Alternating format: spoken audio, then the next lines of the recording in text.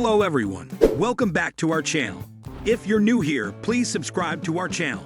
Today, we're diving into a topic that's crucial for anyone looking to advance their career and maximize their earnings: negotiating a salary increase. Whether you're preparing for a new job offer or it's time to ask for a raise in your current role, knowing how to negotiate effectively can make a significant difference in your financial future. So let's get started. Number 1, understanding your worth. The first and most important step in negotiating a salary increase is understanding your worth in the job market. This is where your research skills come into play. Start by gathering data on what professionals in your role, industry, and geographic location are earning. Websites like Glassdoor, Payscale, and LinkedIn Salary Insights are invaluable resources for this. These platforms allow you to see salary ranges based on job titles, industries, and locations, which gives you a clearer picture of what's reasonable to ask for. But it's not just about looking at average salaries. You need to consider several factors that can influence your earning potential. For instance, how does your level of experience compare to others in similar roles? Do you have any unique skills or certifications that set you apart? Have you contributed to your company in ways that go beyond your job description? Number 2, timing is everything. When it comes to negotiating a salary increase, timing is everything. The best time to ask for a raise is during your performance review, especially if you've recently completed a significant project or achieved a major milestone. Performance reviews are designed to evaluate your contributions, making them the perfect opportunity to discuss compensation. However, if your company doesn't have a formal review process, you'll need to be strategic about when to bring up the subject. Consider the financial health of the company. Are they currently expanding, or are there signs of budget cuts? Approaching your boss for a raise when the company is doing well financially is far more likely to result in a positive outcome. Number 3, preparing your case. Preparation is the foundation of a successful salary negotiation. Before you even think about scheduling a meeting with your boss, you need to gather evidence to support your request. This involves compiling a list of your accomplishments, contributions, and any extra responsibilities you've taken on since your last salary review or since you started your role. Start by quantifying your achievements. Numbers are powerful.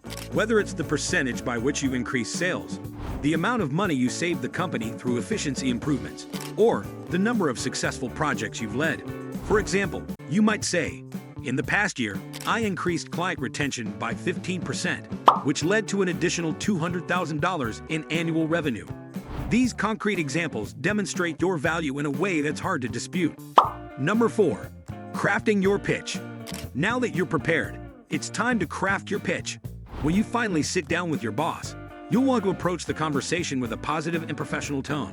Start by expressing your appreciation for the opportunities you've had in your role and your enthusiasm for continuing to contribute to the company's success. Next, transition smoothly into your request by outlining your accomplishments and the additional value you've brought to the team. Be specific about the salary increase you're asking for, whether it's a percentage increase or a specific dollar amount. For example, you might say, "Based on my performance over the past year, including increasing sales by 20% and taking on additional project management responsibilities, I believe a 10% salary increase is justified." Number 5, handling objections and counteroffers. It's common for managers to push back or present a counteroffer during salary negotiations. If this happens, don't get discouraged. Instead, be prepared to discuss their concerns and find a solution that works for both parties. One common objection is budget constraints. If your boss mentions that the company doesn't have the budget for a raise right now, you could suggest alternative forms of compensation, such as a one-time bonus, additional vacation days, or flexible work arrangements. For example, you might say, "I understand that the budget is tight right now.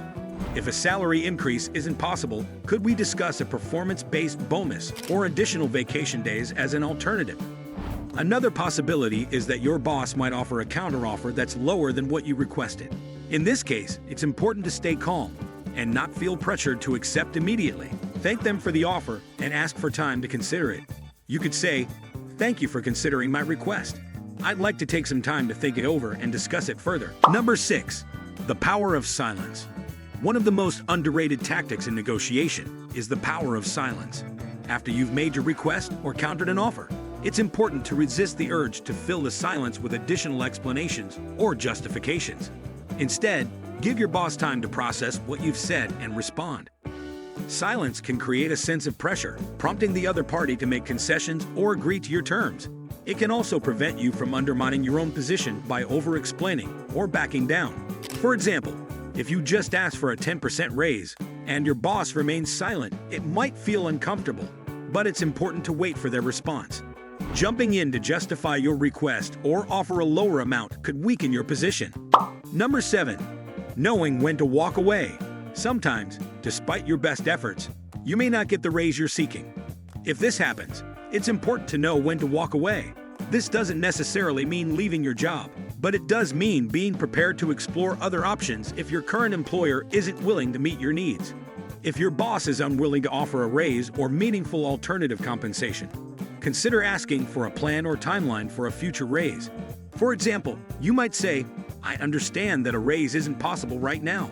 Can we discuss a timeline for when we could revisit this conversation? Perhaps in 6 months." This shows that you're still committed to your role, but are serious about your career growth. Number 8. Alternative forms of compensation. If a salary increase isn't possible, consider negotiating for alternative forms of compensation. This could include bonuses, stock options, more flexible work hours, remote work opportunities, additional vacation days, or professional development funds. These perks can significantly enhance your overall compensation package and contribute to a better work-life balance. For example, if your company offers stock options, this can be a valuable addition to your compensation package, especially if the company is growing and its stock value is likely to increase. Alternatively, if work-life balance is a priority for you, negotiating for additional vacation days or flexible work hours could provide you with more personal time without sacrificing your income. Professional development opportunities are another valuable form of compensation. If your company is willing to invest in your growth by covering the cost of courses, certifications, or conferences, this can enhance your skills and increase your earning potential in the long run. You might say, if a salary increase isn't possible, I'd like to discuss opportunities for professional development, such as attending industry conferences or pursuing a certification that would benefit both me and the company. Number 9. Building long-term salary growth. Negotiating a salary increase is just one part of building long-term salary growth. To continue advancing in your career and earning potential, it's important to keep developing your skills, expanding your network, and seeking out new opportunities. One way to ensure long-term salary growth is to set regular career goals. For example, you might aim to earn a certification in your field, take on leadership roles within your organization, or learn new technologies that are in high demand. By continuously improving your skills and expertise, you make yourself more valuable to your current employer and more attractive to potential future employers. Networking is another critical component of long-term career growth. Building relationships with industry peers, attending conferences, and participating in professional organizations can open doors to new opportunities and help you stay informed about industry trends and salary benchmarks. Number 10. Final tips and encouragement. As we wrap up, here are a few final tips to keep in mind as you approach your salary negotiation. First, always enter the negotiation with confidence. Remember, you're advocating for yourself and your worth. Know that it's okay to ask for what you deserve and that your request is a reflection of your value as a professional. Second, be prepared to negotiate, but also be willing to listen and compromise if necessary. Flexibility can be a key factor in reaching a mutually beneficial agreement. Finally, don't be afraid to walk away if your needs aren't being met. Thank you for watching this video on the art of negotiating a salary increase. We hope you found these strategies helpful and feel more confident in your ability to advocate for yourself. If you enjoyed this video, please give it a thumbs up, share it with your friends, and subscribe to our channel for more content on career growth, financial success, and personal development. Let us know in the comments if you've ever negotiated a raise and what tips worked for you. See you in the next video.